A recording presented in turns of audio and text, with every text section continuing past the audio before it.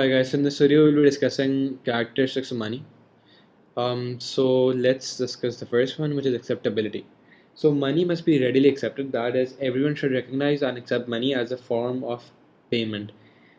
Since the law declares money as a form of legal tender, it has this inherent quality of acceptability. So let's discuss what this means. So let's say if we have like two different persons, person A and B, and if they accept money as a form of payment, then they can exchange goods and services by using money as a medium of exchange. So money is only a medium of exchange. And so let's say this guy has a car. This guy has a car, and this guy here has a few bushels of wheat. So I don't really know how to draw wheat, but okay. So there, let me just change the color. Right. So what they're doing is that they're using money as a medium of exchange, and so this guy is paying this guy, right? And in return, he's getting this car. And this guy here, if this guy here wanted the wheat, then in that case he would have to pay him as well. So money in this case is nothing more than just a medium of exchange. In the barter economy, people used to trade goods or goods. So let's say if this was the barter economy, then the people would trade, let's say, the bushels of wheat for the cars themselves. But in this case, they're using money as a medium of exchange because it is accepted. So acceptability is extremely important. In modern economies, the central government declares money as a form of legal tender, and legal tender basically means that the law requires you to accept it, or the law declares that this, let's say, money or cash, whatever note, it is accepted as a form of payment, and so you can obviously use it as a medium of exchange then. And so the government declares its acceptance of that given note or that given medium as a medium of exchange, and so it is declared such by the law. The second point is relative scarcity, right?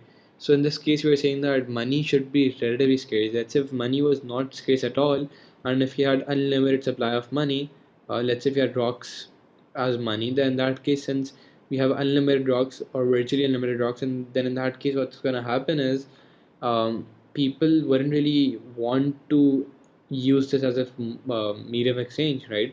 So let's say if there are two different people, then again the same, let's just take the same case, right? Let's just bring that case down here.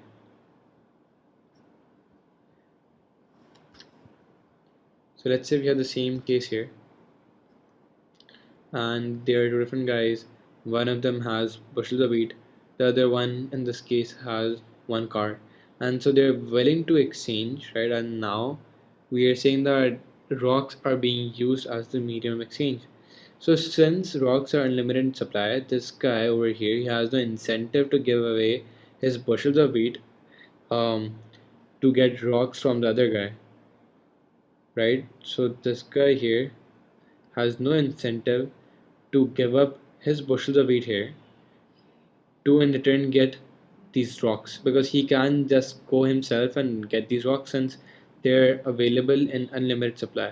And so money should be relatively scarce so that there is a certain value. People are willing and able to give up their goods and services in order to gain money, because it's not unlimited in supply. It is limited in supply, which gives money its value.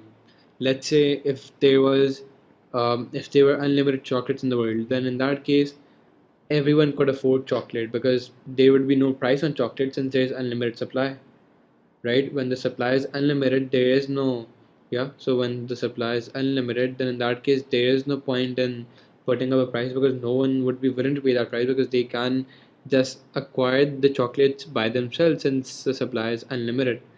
Um, and so in this case, the same concept applies or is applicable. Then the third case is divisibility.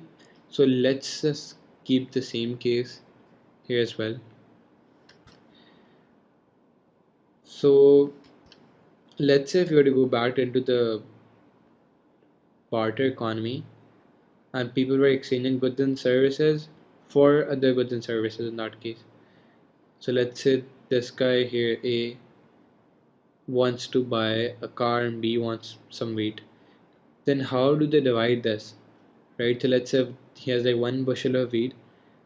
Can they say that 1 bushel of wheat is equal to half a car? Right? I mean, that might be the case that 1 bushel of wheat is worth half a car, but then when you divide this car into half, when you literally cut the car into half, well, what's the point of having a half car then, right?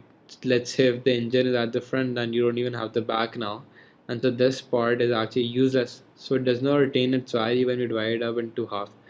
However, in the case of money, if you have, let's say, a 10 rupee note, then you can divide this up into two different 5 rupees notes, and when added together they will still have the same value, right? So money should have this characteristic, and so notes or modern day cash has this characteristic. Just like this, in this case, rate of scarcity, so money nowadays is scarce. The supply is not unlimited, and so this is what happens in the modern economy.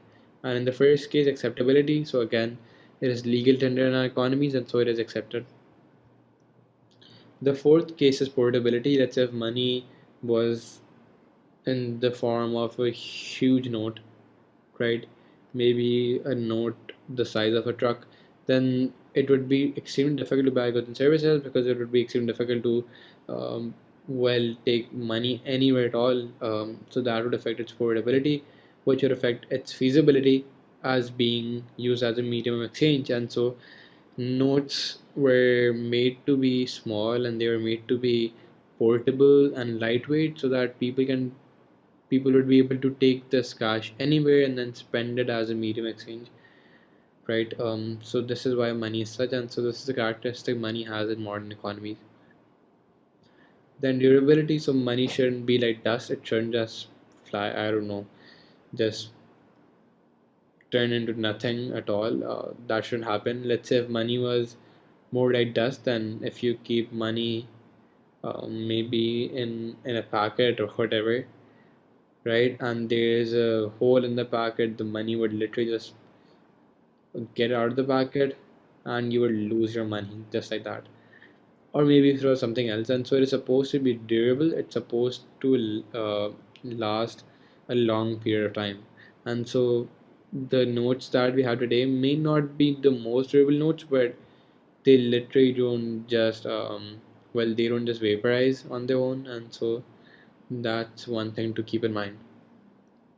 Then number six is uniformity. So money should be uniform. It shouldn't be that one 10 rupee note, right? So one 10 rupee note shouldn't really be able to buy more than another 10 rupee note just because of the fact that they're different, right?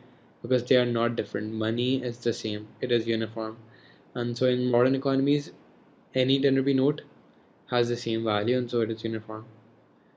Right, so that's pretty much it from this video.